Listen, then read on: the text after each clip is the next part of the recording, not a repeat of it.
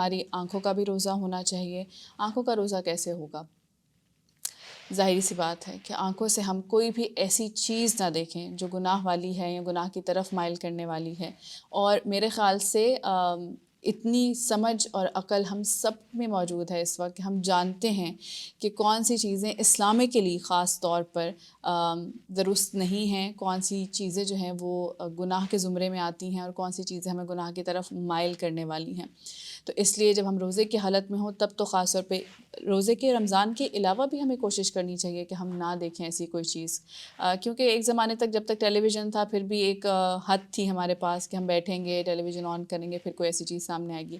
اب کیونکہ ہمارے پاس موبائل فونز ہیں تو 24/7 ہمارے ایکسیس میں یہ اپرچونٹی ہوتی ہے کہ ہم اپنی موبائل کی اسکرین کھولیں اور کوئی نہ کوئی چیز، کیونکہ ہم اسکرولنگ کر رہے ہوتے ہیں اور الگوریدم نہیں دیکھتا کہ آپ روزے سے ہیں یا نہیں ہیں یا مسلمان ہیں یا نہیں ہیں. اس کو تو آپ کو بس دکھانا ہے جو بھی اس کو دکھانا ہے، جو بھی چیز ٹرینڈنگ میں ہے.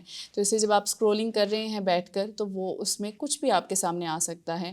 چلیے اگر آپ تھوڑی دیر وقت اپنا گزارنا ہی چاہ رہے ہیں اور آپ چاہ رہے ہیں کہ تھوڑی سی آپ اسکرولنگ کر لیں، حالانکہ اس پہ بھی ہم بعد میں بات کریں گے کہ وقت جو ہے وہ کتنا امپورٹنٹ ہے اور کس طرح سے ہمیں اسے یوٹیلائز کرنا چاہیے. لیکن چلیے اگر آپ تھوڑی دیر کے لیے بیٹھ گئے اور آپ نے موبائل یوز کر ہی لیا اور اگر کوئی ایسی چیز سامنے آ ہی گئی ہے تو کانشیسلی کوشش کریں کہ وہاں رک نہ جائیں پھر اور اس کو پورا دیکھنے نہ بیٹھ جائیں، بلکہ فوراً سے اس کو اسکپ کریں، اس کو اسکرول کریں اور اس سے کوشش اپنے مائنڈ کو بتائیں کہ نہیں میں یہ چیزیں نہیں دیکھتا یا نہیں دیکھتی، یا مجھے یہ چیزیں نہیں دیکھنی، میرے لیے مناسب نہیں ہے اسپیشلی ایز اے مسلم، اور خاص طور پہ اس وقت تو میں روزے سے ہوں تو اس وقت تو مجھے بالکل بھی نہیں دیکھنی چاہیے.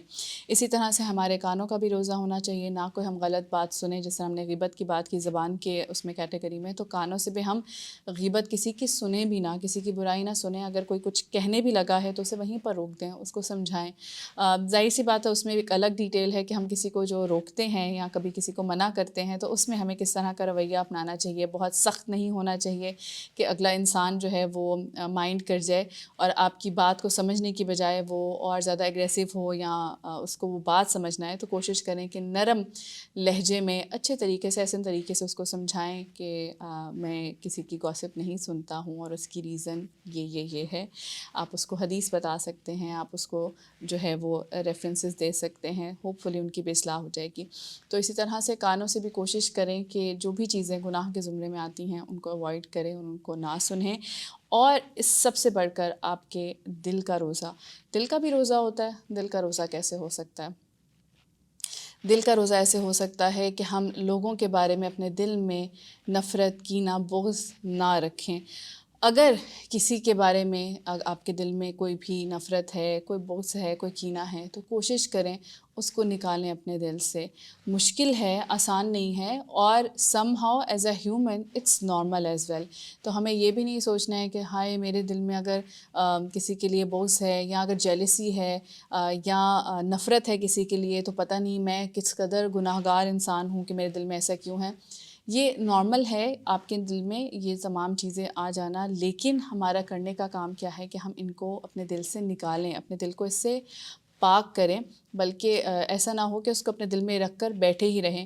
اینڈ ایز آئی سیڈ کہ رمضان ہمارے پاس بیسٹ اپرچونٹی ہے ان تمام چیزوں سے اپنی جان چھڑوانے کے لیے، اپنے آپ کو ایک بہتر انسان بنانے کے لیے. تو کوشش کریں کہ اگر کسی کے بارے میں آپ کے دل میں کوئی بھی نفرت ہے، کوئی بھی کوئی غصہ ہے، کوئی بغض ہے یا پھر کوئی جیلسی ہے تو اس کو آپ اپنے دل سے نکالیں. اور best thing which I do as well, اور مجھے اس سے بہت ہیلپ ملتی ہے، میں آپ لوگوں کو بھی اس کی ایڈوائس دینا چاہوں گی، وہ یہ ہے کہ ایسے تمام لوگوں کے لیے دعا کیا کریں. کیونکہ حدیث سے ہمیں کیا پتہ چلتا ہے کہ جب ہم کسی کے لیے کوئی دعا کرتے ہیں تو فرشتے ہمارے لیے بھی آمین کہتے ہیں. تو جب آپ کسی ایک ایسے انسان کے لیے اچھی دعا کر رہے ہوں گے جس کے بارے میں دراصل تو آپ کا دل یہ چاہ رہا ہے کہ آپ اس کے لیے ایک بد دعا کریں اس وقت میں بھی، اور آپ کا دل چاہ رہا ہے کہ اس سے انتقام لیا جائے یا اس کے ساتھ کچھ برے سے برا ہو، لیکن آپ اپنے نفس پر قابو پا کر، اپنے دل پر پاؤں رکھ کر آپ ایک پازیٹیو چیز کر رہے ہیں، نیگیٹو چیز کی طرف جانے کی بجائے، تو انشاءاللہ اس سے آپ کی جو ایک شخصیت ہے اس پہ بہت اثر پڑے گا. سلولی وتھ ٹائم آپ نوٹس کریں گے کہ آپ ایک بہت ہی پازیٹیو انسان بنیں گے. مینٹلی آپ کو اس سے بہت زیادہ سکون ملے گا. آپ کا ذہن آہستہ آہستہ اس چیز کو پھر بھلانا شروع کر دے گا اور آپ سکون میں آنا شروع ہو جائیں گے. اور انشاءاللہ آپ ایکسپیرینس کریں گے. یہ میں آپ کو ایشور کر سکتی ہوں because I have experienced this in my life کہ جب بھی جس انسان نے میرا دل بہت دکھایا یا میرے دل نے مجھے کہا کہ اس انسان کے ساتھ شاید کچھ اچھا نہیں ہونا چاہیے کیونکہ اس نے مجھے تکلیف دی، تو میں نے کوشش کی کہ میں ان کے لیے اچھی دعائیں مانگوں، وہ دعائیں مانگوں جو ان کو واقعی فائدہ دینے والی ہیں، جو ان کے مطلب جیسے ہم دعا مانگتے ہیں کہ اللہ سبحانہ تعالیٰ ان کے رزق میں اضافہ ڈالیں، ان کو صحت تندرستی دے، ان کو نیک صالحہ اولاد عطا فرمائے، اگر ان کی شادی نہیں ہوئی تو ان کو نیک صالحہ اسپاؤس عطا کرے. یہ تمام دعائیں، اور الحمدللہ میں نے اپنی زندگی میں بہت برکت محسوس کی ہے.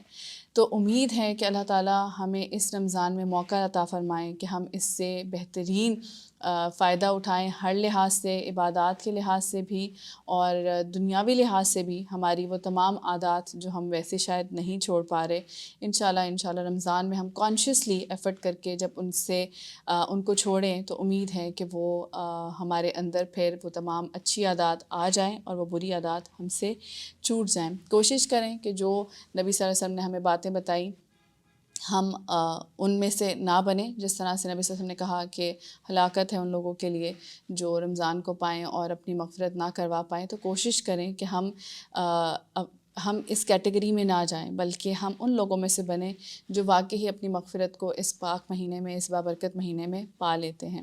اللہ تعالیٰ ہمیں اس مہینے سے بھرپور فائدہ اٹھانے کی توفیق عطا فرمائے. جزاک اللہ خیر کثیر.